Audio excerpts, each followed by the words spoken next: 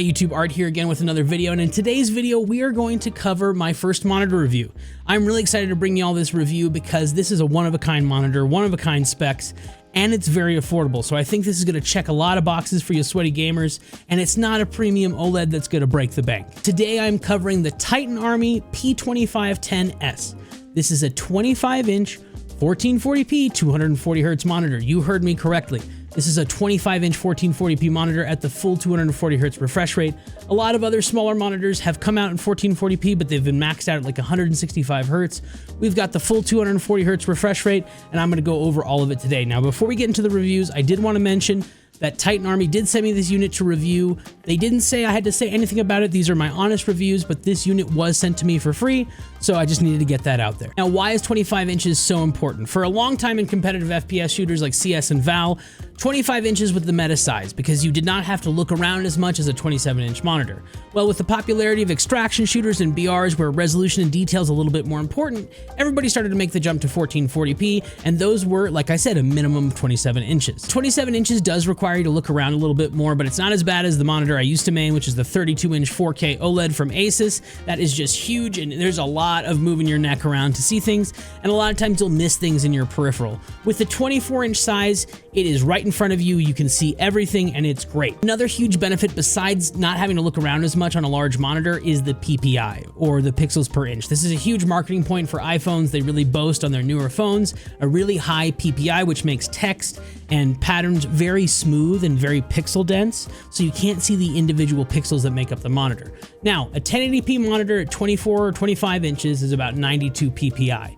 A 1440p monitor at 27 inches is about 108 PPI. And then my 32-inch 4K monitor is 138 PPI. The higher the number, the more pixels per inch, and the denser the pixel density seems. Now, on the Titan Army 25-inch at 1440p, it is 120 PPI, which is right in between the 27-inch 1440 and the 4K 32-inch, and it looks great. Things are so smooth, text doesn't have a lot of aliasing on it, and in-game, everything looks so dense and solid, and I really, really love this aspect of the monitor. While I waited for this monitor to be delivered, I did do some messing around on my 32-inch 4K Asus OLED, and I messed with some of the scaling, some GPU scaling, some of the monitor scaling. If you want a full video about that and about that monitor, about how I kind of cheesed that resolution, let me know in the comments down below. Let's just hop right into the monitor. Let's first talk about the build quality.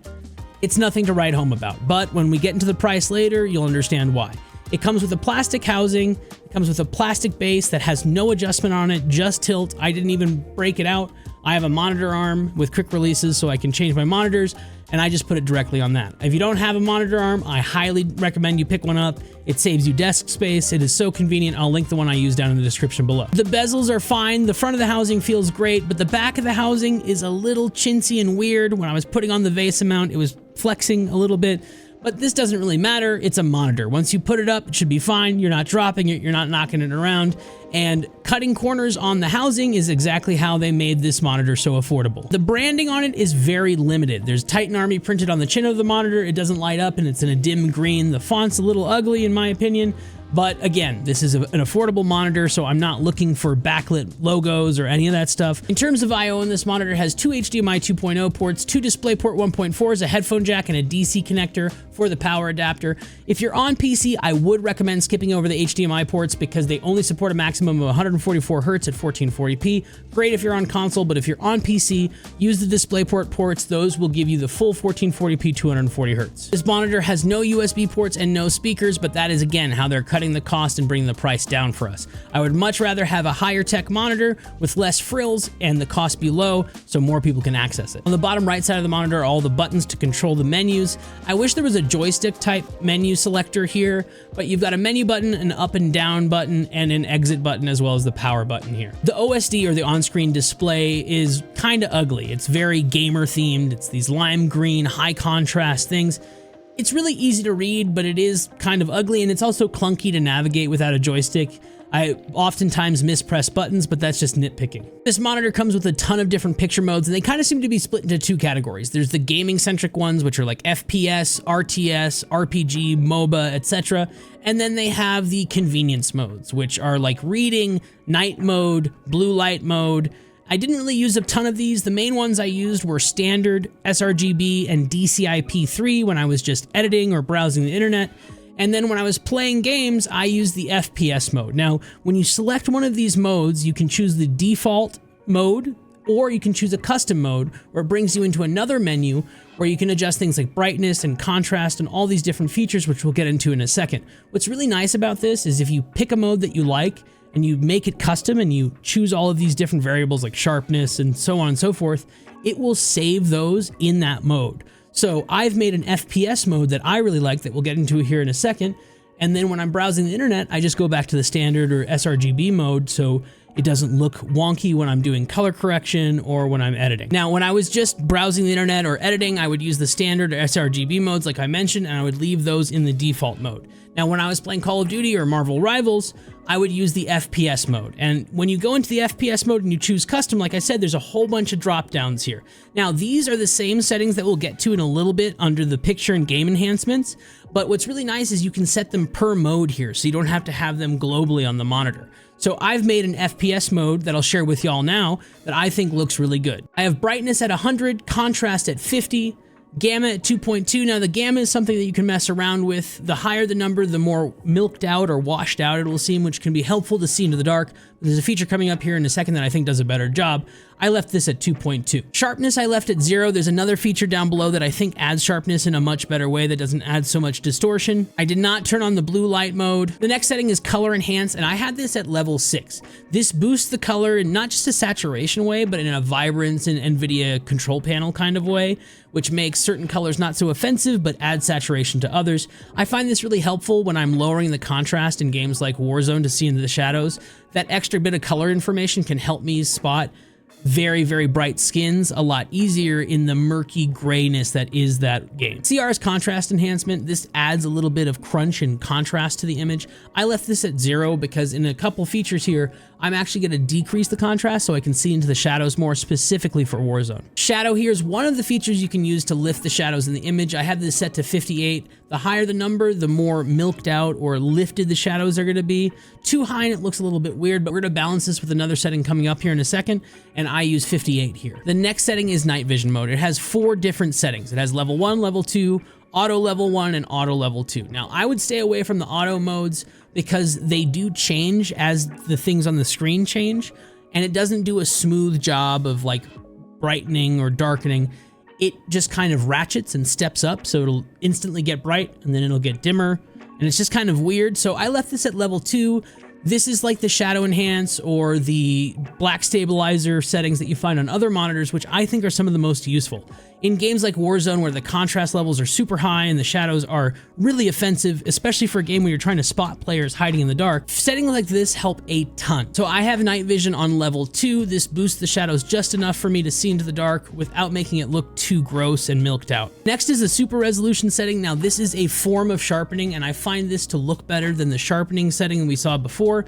I leave this at a level 2. Now dynamic OD or dynamic overdrive is a pixel overdrive setting that can reduce motion blur. Too high and you'll get this weird ghosting, which is kind of like reverse motion blur. But I found leaving this at like level 2 or level 3 really kind of sharpened up the image and made it feel a lot more snappy. The next section are picture settings. These are the same settings that were included in each of the custom modes above, like an FPS mode, but these are applied globally. So if you wanted to make global changes to your monitor, you could do it here. Personally, I use the custom mode under each mode, like FPS, and I save my settings there so that when I went back to standard, sRGB, or DCI-P3, I could have just a normal set of settings, and I found the stock settings to look pretty good on this monitor. The same goes for the Game Plus settings. These are super resolution, dynamic overdrive, night vision, shadow boost, all of those settings. I don't want to apply those globally. I'm going to configure those in each of the modes, so I also left this stock. The next sections for audio settings, picture-in-picture, and system, I just left this all alone. I don't use any of the picture-in-picture settings. The audio settings are just for the headphone jack, which I don't think anybody should be using. And the system settings just configured how it auto-switched between inputs. I'm just using DisplayPort, so none of this really mattered to me. Next, let's talk about image quality. Now, this is not an OLED. A lot of streamers, and myself included, have been playing on OLEDs for quite some time. Last year, I played on the 1440p 240Hz OLED from Asus. I've just recently upgraded to the 32-inch 4K OLED from Asus as well. And once you go OLED, it's really hard to go back. Each pixel on an OLED monitor can change individually, which makes motion clarity really, really good. It makes contrast really, really good.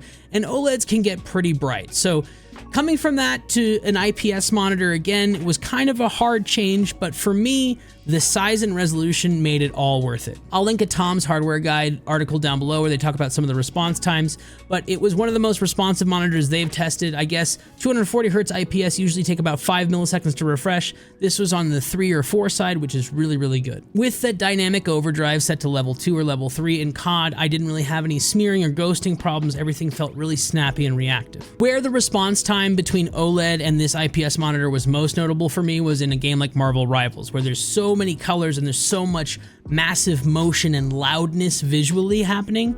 It was a lot clearer on the OLED than this monitor, but again, there is a huge price discrepancy there. I think the biggest issue a lot of people will have with this monitor is it's not very bright. It's only 300 nits, and it's a lot dimmer than the OLEDs I've used. Under my lights, it does kind of feel a little hard to see in the standard or sRGB modes, but once I go to the FPS mode and I crank that brightness and I lift those shadows, I don't even worry about it. So in COD, I felt great about it. When I'm editing and stuff, I would much rather be on the OLED, but again, the price discrepancy is insane. In terms of color accuracy, according to most reviews I've seen and Titan Army themselves, it does 125% of sRGB and about 95% of DCI-P3. I personally don't play with G-Sync, FreeSync, or variable refresh rate, but this monitor does support it. According to reviews, it does have some strobing or flickering issues.